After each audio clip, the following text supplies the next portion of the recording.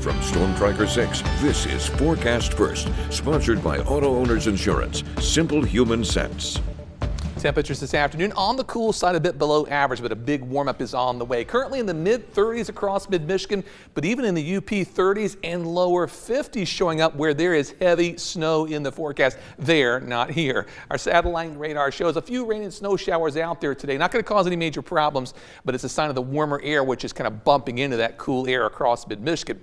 Later tonight, that's when the rain shower chances begin to really go up. And as we head into late tonight and into tomorrow, a soaking is on the way with some potentially heavy rainfall. Temperature-wise, we'll hold in the mid-30s for a few hours and then begin to rise as we soar into the 50s for tomorrow with a good chance for rain on the way. 6 News at 6 starts right now.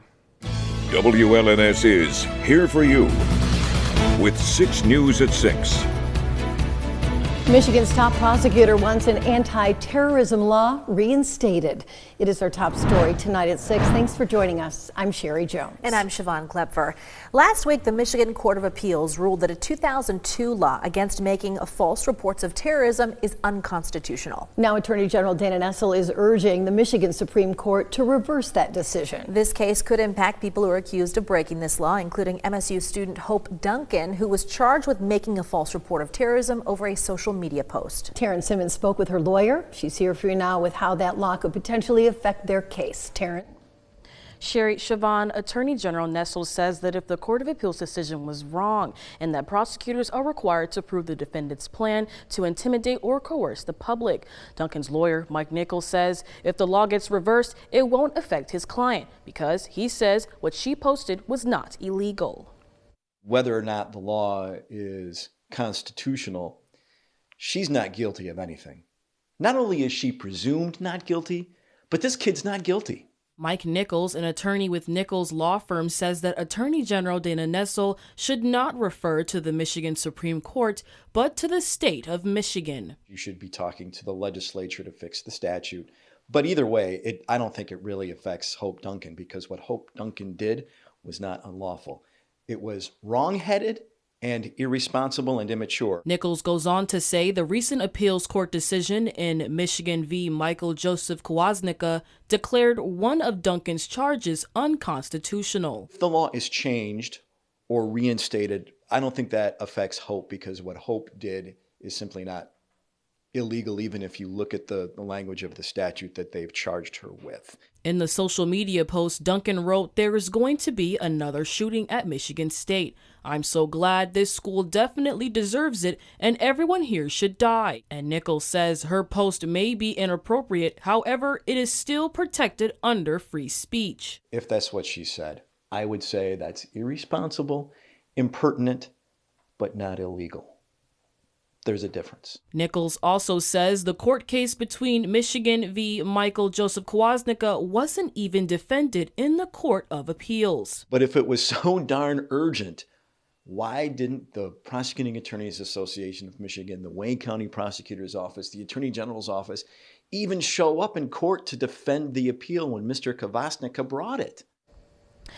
The Attorney General says without action, the ruling could leave courts and prosecutors in uncertainty. And just to double check, Hope Duncan was suspended from MSU. Sherry, Siobhan. All right, Taryn, thank you.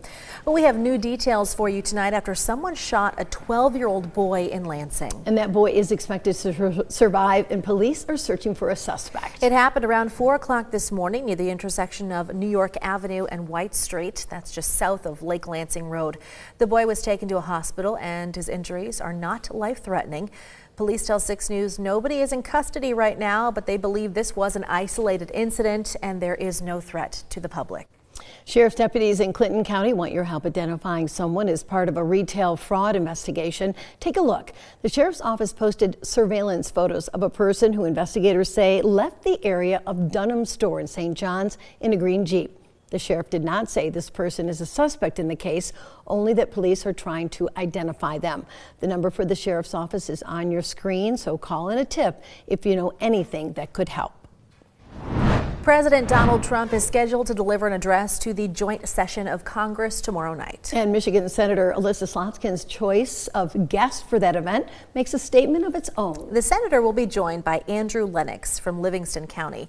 He's a U.S. Marine veteran who was deployed in Afghanistan, Iraq, and Syria before working at the VA in Ann Arbor, serving other veterans. He was recently laid off by email by the Department of Government Efficiency. Senator Slotkin says the layoff was arbitrary and shameful. And in Lansing today, a community-led demonstration kicked off what is going to be a busy week of protests at the state capitol. Nick Simon has been following these rallies for us since the inauguration, and he's here for you now with details of today's gathering. Nick? Sherry, Siobhan, today's event was named Trumping Tyranny, and instead of being put together by a large organization, it was put on by one concerned citizen on Facebook. Lawmakers were invited, but chose not to attend. So instead, the event focused on the demonstrators and not an official speakers list. The organizers had one simple question: what made you show up today? Dozens of people gathered at the Capitol steps and took turns explaining the issues that mattered most to them, and shared stories about how the government transition has affected them personally. That included topics like government firings and funding cuts. The organizer of the event says the format gave people a chance to actually lead the demonstration and not just attend. This event is essentially to come out and say that even on a lower level, the people are hurting, and we are insisting on the impeachment of Donald Trump. Essentially, it's just a movement for the people, dedicated by people instead of by the massive organizers that have been coming out here and demonstrating, which are also greatly appreciated. Today's protest was just one of 3 scheduled at the Capitol this week. Tomorrow, there's going to be a larger March 4th Michigan hosted by MI Resist. And this weekend, Stand Up for Science will be hosting its own event on the Capitol steps. From Storm Tracker 6, this is Weather First, sponsored by Auto Owners Insurance. Simple human sense. March is really a big month of change for us in terms of the weather that we see. Our daytime highs go from the upper 30s to the 50s, and we get a lot more daylight. Here's how much daylight we're going to add this month. Going from the 1st through the end of the month across the lower Michigan, 80 to 90 minutes of additional sunlight with over 100 minutes of additional sunlight in the UP. So we will really start to notice the not only the climate changing as we head through the month, but also just enjoying those later evenings and the earlier sunrises as we get closer and closer to summer.